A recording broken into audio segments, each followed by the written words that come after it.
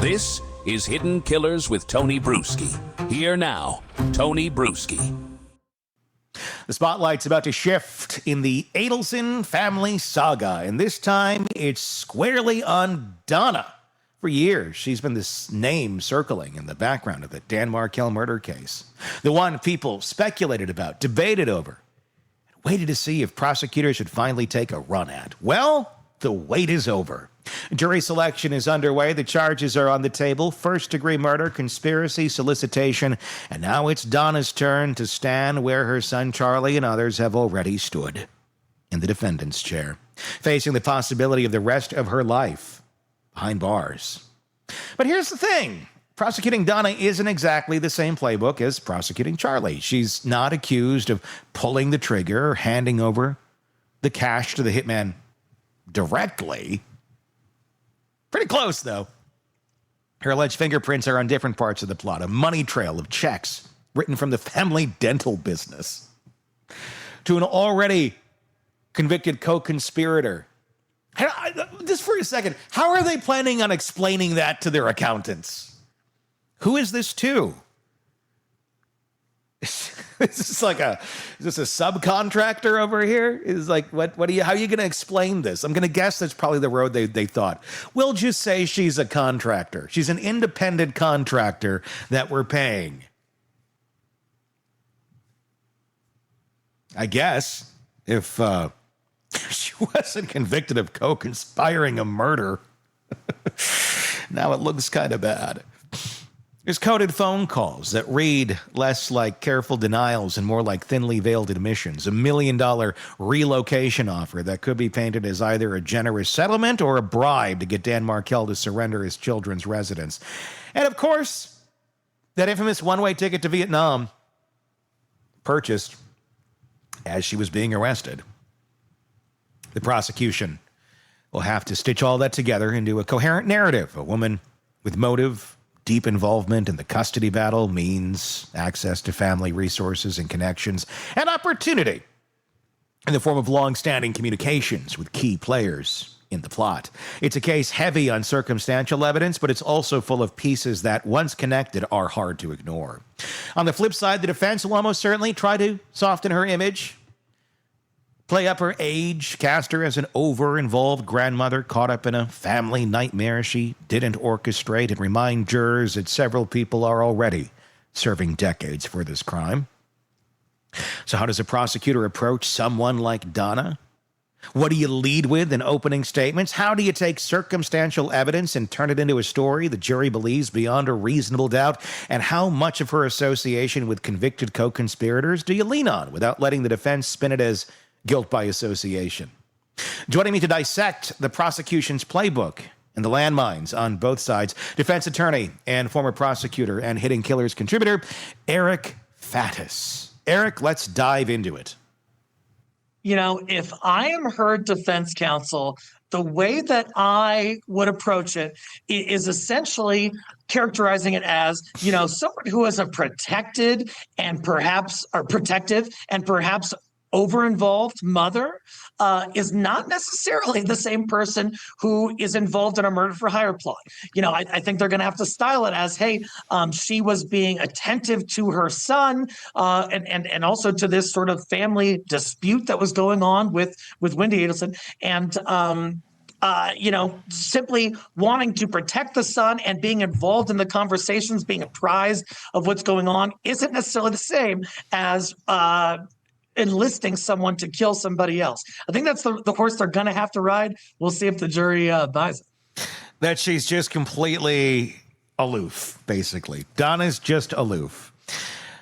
You also have... Yeah, and protective as a mother. And yeah. How do you think the jury's going to take the Vietnam getaway? I know the some of the verbiage that she said on this. Well, me and Harvey went there a long time ago, which I don't even know if that's true, if she went there a long time ago, but she claims that they did. I'm sure that could be found out. And we just wanted to go and get away because there was so much stress. And it's if you just take a step back and not go, you're clearly guilty, Donna. If you just take a step back and go, well, shit, like if I found out my son had conspired to kill the ex-husband of his sister to make me happy so the kids could come live with us, but I had nothing to do with this. That would be very frustrating because everybody's gonna be looking at you like you had something to do with it. It would be a headache. It would be more than a headache. It'd be hell. I could see wanting to get out of Dodge and wanting to go somewhere far away where I'm not going to be recognized just for my own sanity. So on that argument, I mean, it doesn't seem that crazy, but the fact that it's a one-way ticket, that's like, you should have just got you should have got a return flight, never got on the flight, but then at least it looks like it's a vacation. Because right now it just looks like you're fleeing the country. Is that an oversight on Donna's part? Oh, absolutely. And I think there is some traction to the possible explanation that, hey, she was just so overwhelmed with this horrible family drama. She needed a breather and gosh, let's go to a country far away and try to forget about this. But yeah, the one-way ticket isn't great. The fact that Vietnam is a country that doesn't extradite to the U.S. typically isn't great. You know, most countries do. And so the country she picked, the fact that it's a one-way ticket, the timing of her attempt to skedaddle is really going to, according to the prosecution, show consciousness of guilt. And what consciousness of guilt do you have if you were just being a protective mother who had no involvement in the murder for hire plot? Poor Donna. She's so misunderstood. She's so prosecuted. She's just trying to skedaddle away, and they had to interrupt her trip. Yeah. Let's talk about the prosecution of Donna Adelson now that we've kind of gone through her defense strategies here, which don't seem to be great. As a prosecutor, is this an easy one? Is this an easy one to go after because there's a lot of stuff here? Or what sort of strategy would you employ going at Donna? It's not Charlie. It's Donna this round. What would you be introducing here as you bring in opening statements? You know, I don't think it is an overwhelmingly strong case. I think there is a good amount of circumstantial evidence. There's a good amount of reasonable inferences that one can draw from, like you said, the jail calls, the verbiage used, that kind of thing. I think you look at the hard evidence you have, which are these payments. That is just inexplicable. I haven't heard any innocent explanation for why Donna Adelson would pay from the family business, this intermediary in a murder for hire plot. And then you also look at her motivation. She was very involved in this custody dispute, and was there was actually like a motion filed against her in the custody dispute regarding her ability to have unsupervised visitation with the grandchildren. You know, so she had a motive. She had a reason. It's not just someone who's incidentally connected in that way. And so you look at motive. You look at the financial transactions that are really hard to explain. You couple that with the jail calls which although they use coded language, she talks about like using a TV as code word perhaps for some nefarious activity. You look at how many times she uses TV in those jail calls. You connect the dots for the jury and you say, hey, here, this is enough. You guys get it. I want to talk about another piece of evidence here that we haven't touched on yet. And it's not, it's not a murder weapon. It's not a check written to a killer's friend. It's none of that. It's a bribe that she attempted to throw out there. $1 million. And the whole family was going to pool together their cash and get $1 million and offer it. They did offer it to Dan Markel. Hey, you let the kids move down here, we're going to give you $1 million, for your time and inconvenience. Which, asking someone to abandon their children essentially, or it can be looked at as, look, we know this is not something you want to do. Here's $1 million. Maybe you move down here too. But it can look very nefarious. It can look very reasonable or generous even in some ways of, we know this is a horrible inconvenience. This sucks. Not everybody's going to offer $1 million in a custody dispute to have the other parent give up rights. Most people don't have the means to do something like that. How do you think that's going to play to the jury? Because I could see it being spun, both ways with variable success. Oh, sure. I think there are multiple interpretations of it. I think the prosecution will likely be able to strongly argue how invested Donna Adelson was in this entire dispute, the lengths to which she would be willing to go, $1 million, that's a ton of money to just try to resolve some kind of family law case. So she is in this. This matters to her. And if she's willing to go to that length, are there other extreme lengths to which she's willing to go in order to get the outcome she wants? And then, lo and behold, Dan Markel is killed. And now she does have the outcome she wants temporarily. And so, you can kind of connect the dots between those states of affairs.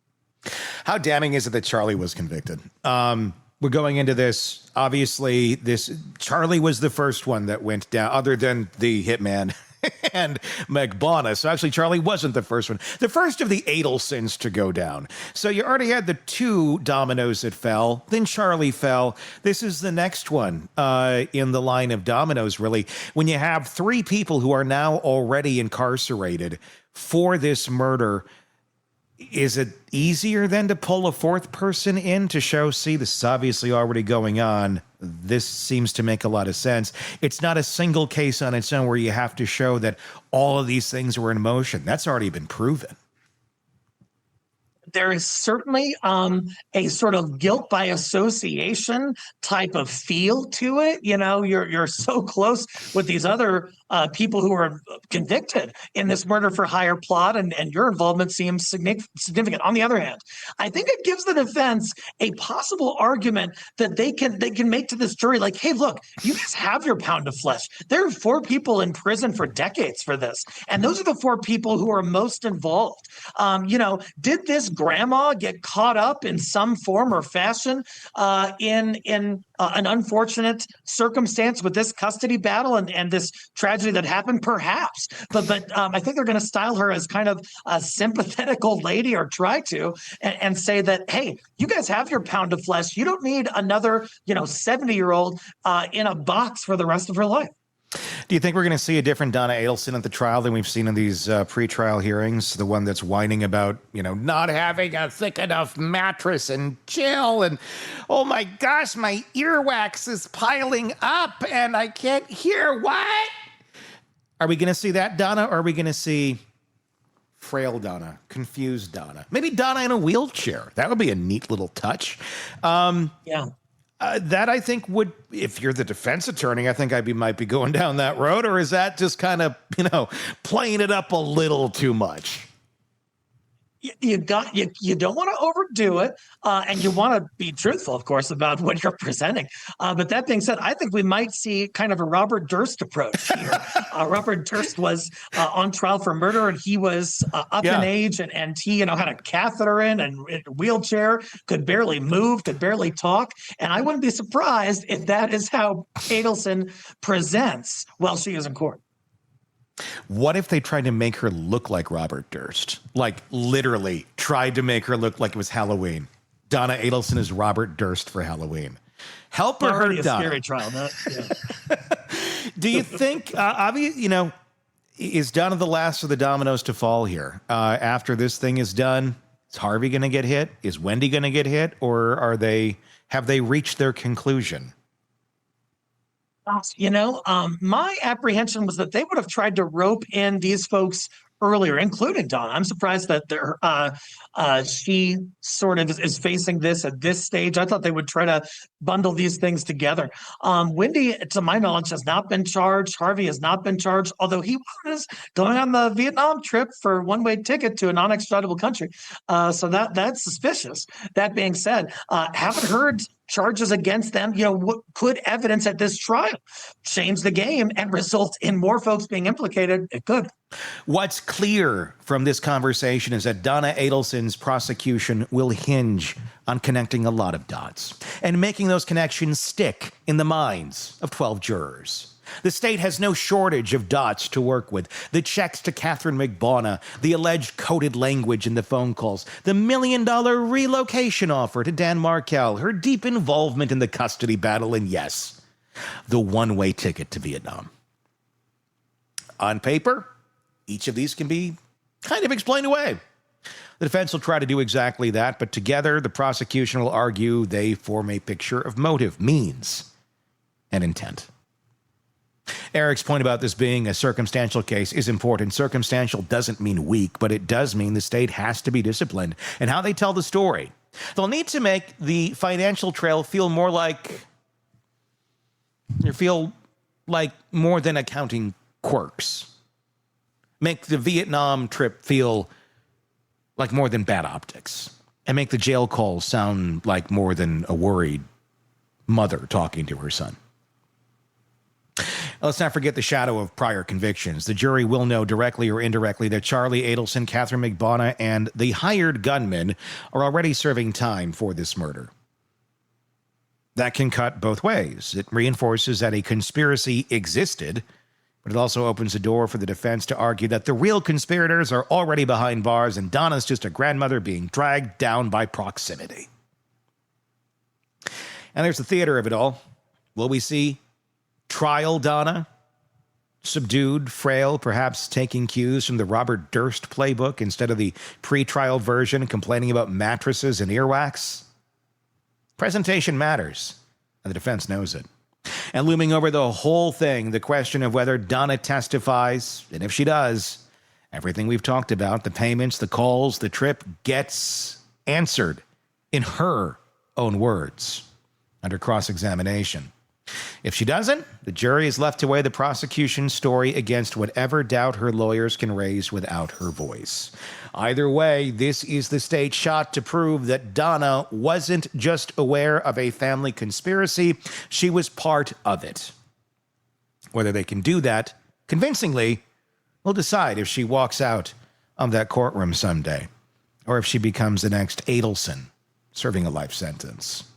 Let me know your thoughts in the comment section on YouTube. If you're not already there, search Hidden Killers with Tony Brueski. You will find us. Press subscribe first, then let us know your thoughts in the comment section. Do that same search wherever you download podcasts so you don't miss any of our commentary and our interviews and discussions and live coverage of this case. As it continues on, we're going to keep putting it out there for you every single day. So hit subscribe. We do greatly appreciate that. Until next time, I'm Tony Brueski. We will talk again real soon. Want more on this case and others? Then press subscribe now and don't miss a moment of true crime coverage from Tony Brueski and the Hidden Killers podcast.